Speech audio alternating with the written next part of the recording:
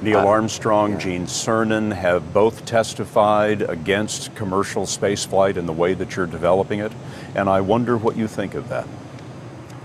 I was very sad to see that, because those guys are, those guys are heroes of mine, so it's really tough. I wish they would come and visit and see the hardware that we're doing here. And I think that would change their mind. They inspired you to do this, didn't they? Yes. And to see them casting stones in your direction. It's difficult.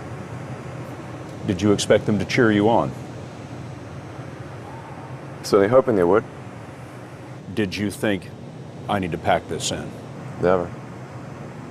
Why not? I don't ever give up. Now is the time to take risk.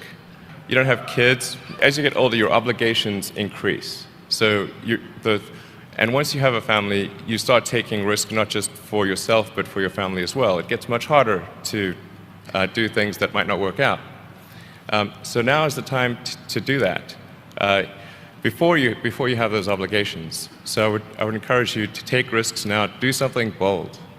You won't regret it. Really liking what you do, whatever area that you get into, given that even if you're the best, there's always a chance of failure. So I think it's important that you really like whatever you're doing. If you don't like it, life is too short. If you like what you're doing, you think about it even when you're not working. I mean, it's something that your mind is drawn to, and if you don't like it, you just really can't make it work, I think. How did you figure you were going to start a car company and be successful at it? Well, I didn't really think Tesla would be successful. I thought we would most likely fail. But I thought that we at least could address the false perception that people had that an electric car had to be ugly and slow and boring like a golf cart. But you say you didn't expect the company to be successful, then why try? If something's important enough, you should try, even if the probable outcome is failure. You focus on signal over noise. A lot of companies get confused. They spend money on things that don't actually make the product better.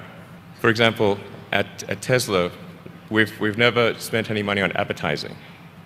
We put all of the money into R&D and manufacturing and design to try to make the car as good as possible. I think that's the way to go. For any given company, just can keep thinking about, are these efforts that people are expending, are they resulting in a better product or service? And if they're not, stop those efforts. If you're creating a company or if you're joining a company, the most important thing is to attract great people. So either join a group that's amazing, that you really respect, or if you're building a company, you've got to gather great people. I mean, all a company is a group of people that have gathered together to create a product or service.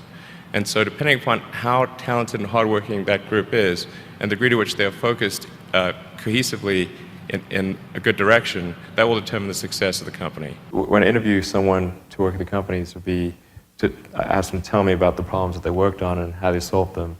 And if someone was really the person that solved it, they'll be able to answer multiple levels. They'll be able to go down to the brass tacks.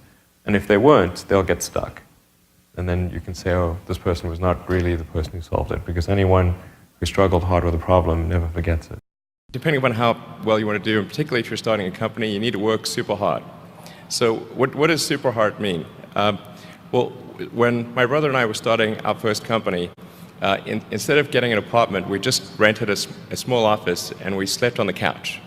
And we showered at the YMCA, and we're so hot up we had one computer, so the website was up during the day, and I was coding at night, 7 days a week, all the time. And I sort of briefly had a girlfriend in that period, and in order to be with me, she had to sleep in the office. So work hard, like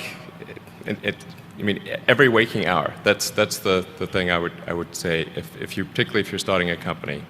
And I mean, if you do simple math, say like, okay, if somebody else is working 50 hours and you're working 100, you'll get twice as much done in the course of a year as the other company.